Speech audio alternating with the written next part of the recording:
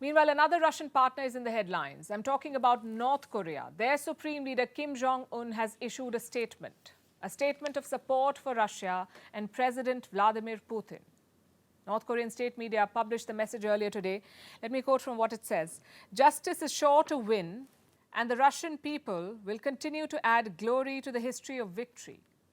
Kim went on to say that he would be, and I'm quoting, he would be holding hands firmly with the Russian president in conformity with the common desire of the peoples of the two countries to fulfill the grand goal of building a powerful country. Yes, Kim Jong-un spoke about holding hands with Putin. The message came today on the occasion of Russia's National Day. June 12, 1990 is when Russia adopted a new constitution. This was after the fall of the Soviet Union. And June 12 is now a public holiday in Russia, which explains the timing of Kim's heartfelt message to Putin. But this isn't the first time that Kim has publicly shown support for Putin.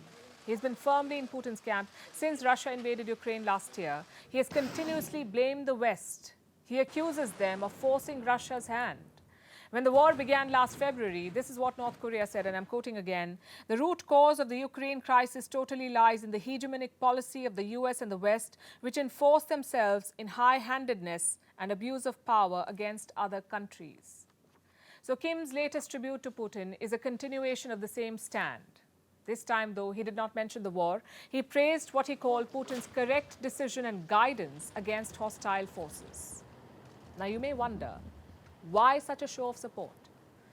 Other Russian allies like China have maintained neutrality, or at least pretended to, even offered a peace plan that seems to have sunk without a trace.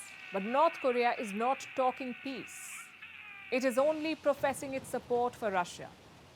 And this is a relationship that goes back many decades. In fact, it would be fair to say that the Soviet Union helped give birth to North Korea and the Kim dynasty. Here's a quick primer. Before the Koreas were divided, it was one nation under Japanese occupation. This was during the Second World War. It was Japanese-held Korea. Soviet troops entered from the north to liberate Korea. The Americans came in from the other side to resist. They did not want a communist regime to take over Korea. So the Americans and the Soviets fought a proxy war here. They created two occupation zones in Korea, a Soviet zone and an American zone. They divided Korea along the 38th parallel. What is the 38th parallel? The line that is still the border between the two Koreas.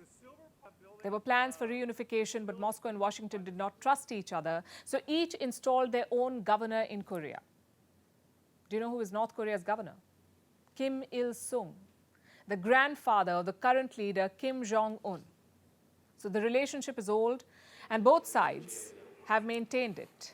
Moscow and Pyongyang. They've maintained the relationship. Russia regularly shields North Korea at the United Nations.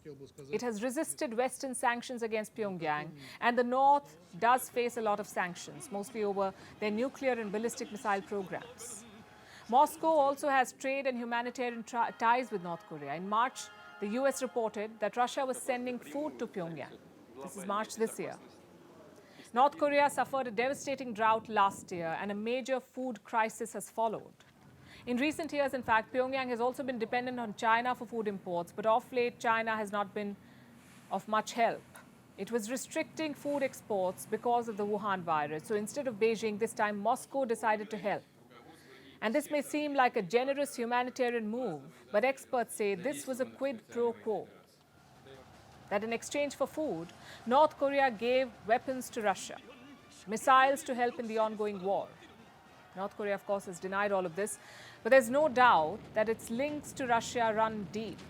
The Hermit Kingdom has a lot to thank Moscow for, and Kim's words and public display of support are proof.